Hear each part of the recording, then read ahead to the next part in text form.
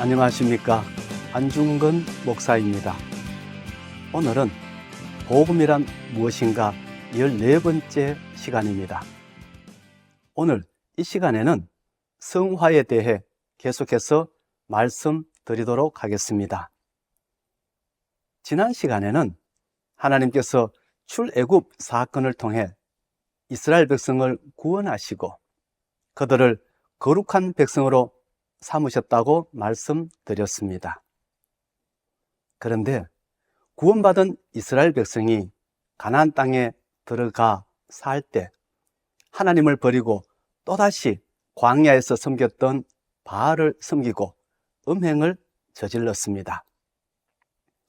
그래서 출애굽의 역사는 실패로 끝나고 그들은 결국 나라를 잃고 바벨론으로 끌려갑니다. 그리고 바벨론에서 포로 생활을 마치고 조국으로 돌아왔지만 독립의 꿈은 이루지 못한 채 여전히 강대국의 식민지로 살다가 구약시대를 마감합니다. 만약 여기에서 구원의 역사가 끝나고 성화의 역사가 끝났다면 우리에게는 소망이 없었을 것입니다. 오고 오는 모든 사람이 공중의 권세 잡은 자의 통치를 받으며 타락한 삶을 살았을 것입니다. 그리고 그렇게 사는 것이 전부인 줄 알고 거기에 매여 살았을 것입니다. 그러나 하나님께서 다시 한번 구원의 기회를 주셨는데 그것이 바로 예수 그리스도의 십자가 사건이었습니다. 하나님께서 타락한 인간을 다시 한번 구원하시고 그들을 거룩한 백성으로 만들기 위해 예수님을 이 땅에 보내셨습니다. 그리고 그 예수님을 십자가에 달려 죽게 하심으로써 타락한 인간들의 죄값을 치르게 하셨습니다. 그리고 그러한 하나님의 사랑을 인정하고 예수 그리스도를 구주로 받아들이는 사람들에게는 구원을 베푸시고 하나님의 백성이 되게 하시고 거룩한 백성이 되게 하셨습니다. 이것이 바울이 전했던 복음의 내용입니다. 그래서 사도 바울이 선포한 복음을 자세히 살펴보면 앞서 구약시대 때 이스라엘 백성을 구원하셨던 하나님의 모습이 그대로 나타나 있습니다. 예를 들어 볼까요?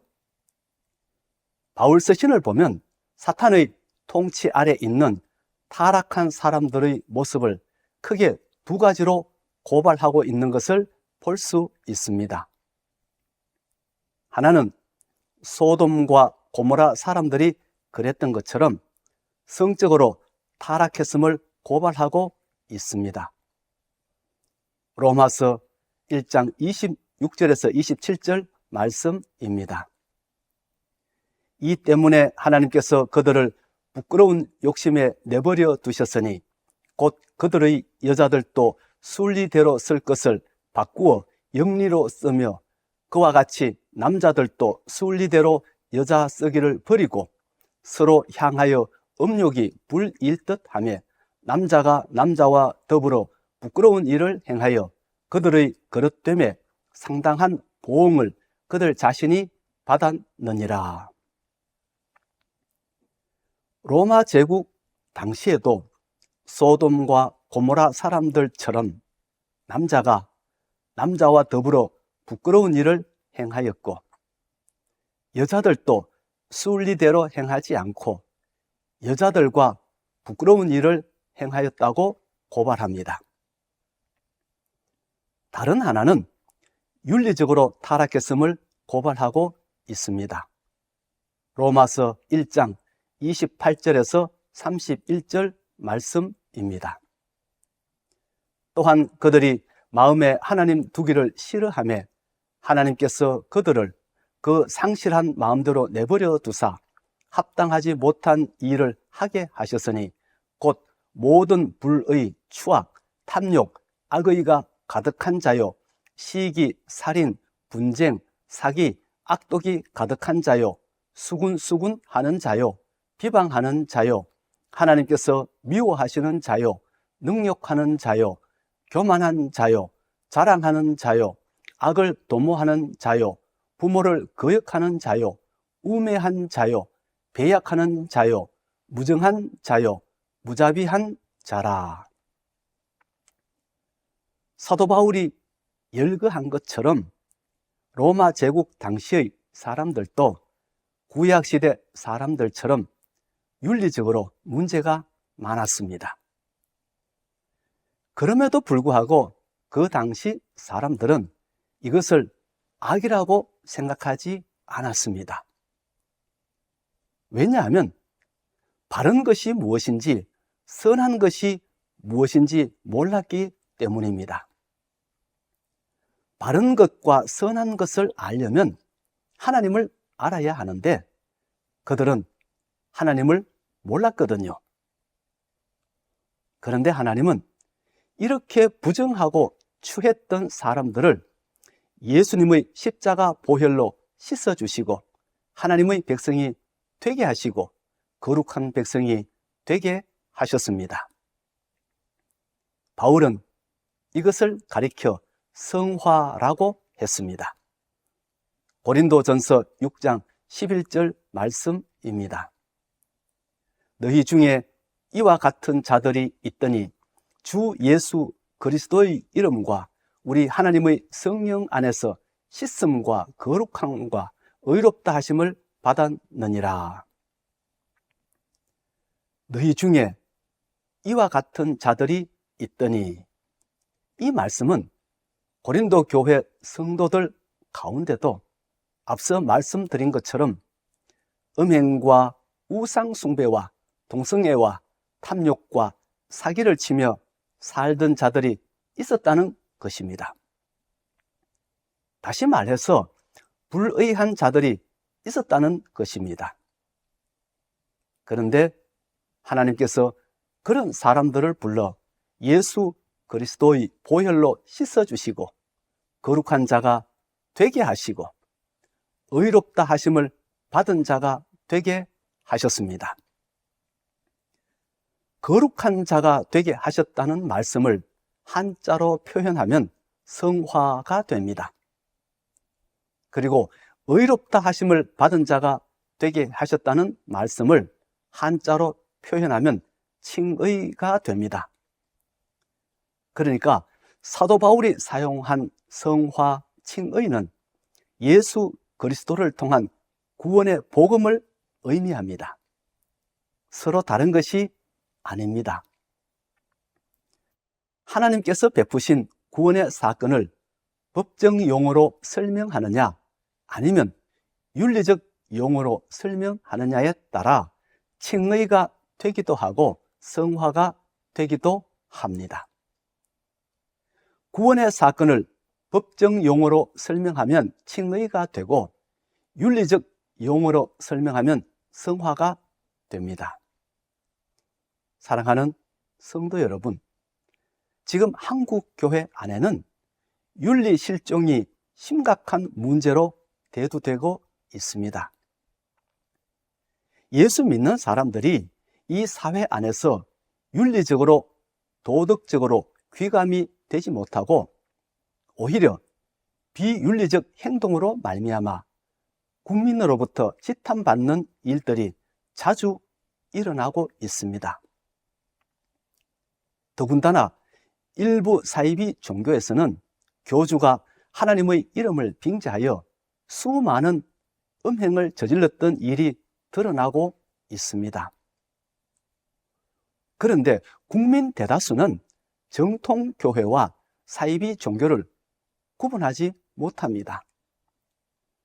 그러다 보니 교회는 지금 설 자리를 잃어가고 있습니다. 여러분, 예수 믿고 구원받은 사람이라고 하면서 행동은 여전히 이 세상 사람들과 다를 바 없이 비윤리적이고 비도덕적인 행동을 하고 있다면 그것은 구원받은 사람이라고 할 수 없습니다. 왜냐하면 구원이란 죄로부터의 구원과 함께 이 세상의 타락한 삶으로부터의 구원을 의미하기 때문입니다. 그러므로 우리는 이 세상에서 우리의 윤리적이고 도덕적인 삶을 통해 우리가 구원받은 백성임을 보여줘야 합니다. 그런 생활을 하지 못하고 있다면 우리는 자신의 구원을 의심해 보아야 합니다. 2017년에 부산에서 있었던 일입니다. 70대 노인 한 분이 손자들의 대학 등록금에 보태주려고 은행에서 돈을 찾아가다가 그만 잃어버렸습니다. 1,000만 원이라는 큰 돈이었습니다. 그런데 그 노인은 그것이 떨어진 줄도 모르고 그냥 집으로 갔습니다. 시간이 조금 지나 길을 가던 77세 된 정모 할머니가 먼저 그 돈뭉치를 발견했습니다. 그리고 뒤따라오던 64세 된 박모 할머니도 그것을 보았습니다. 두 할머니는 사이좋게 한 뭉치씩 가지고 갔습니다. 나중에 신고를 받은 경찰이 CCTV를 통해 이것을 확인하고 두 할머니를 절도 혐의로 불구속 입건했습니다. 그리고 조서를 작성하기 위해 정모 할머니에게 물었습니다. 왜 신고를 하지 않고 가져갔습니까? 그러자 그 할머니가 뭐라고 대답했는지 아십니까? 나는 기독교 신자인데 너무 착하게 살아서 하나님이 상을 주시는 줄 알았습니다. 그렇게 대답했습니다. 여러분, 이것이 지금 한국 교회의 한 모습입니다. 예수 안 믿는 사람들보다 더 높은 윤리의식이나 도덕의식을 찾아볼 수가 없습니다. 오히려 비기독교인들보다 욕심도 더 많고 거짓말도 더 잘합니다. 그러니 이 사회가 기독교를 어떻게 보겠습니까? 예수 믿고 구원받은 사람은 하나님의 백성이 되어 하나님의 통치를 받는 사람입니다. 그리고 하나님은 거룩하신 분입니다. 그러므로 구원받은 사람은 의로운 백성이 되어야 하고 거룩한 백성이 되어야 합니다. 구원과 칭의와 성화는 별개의 것이 아니라 같은 내용을 다르게 표현한 것일 뿐입니다. 베드로전서 기자도 기독교인에게 있어 성화의 삶은 너무도 중요한 문제라는 것을 알았기 때문에 베드로전서 1장 15절에서 이렇게 말했습니다. 오직 너희를 부르신 거룩한 이처럼 너희도 모든 행실에 거룩한 자가 되라. 오늘은 여기까지 하겠습니다. 다음 시간에는 복음이란 무엇인가 결론 부분에 대해 말씀드리도록 하겠습니다. 그럼 다음 시간에 뵙겠습니다. 안녕히 계십시오.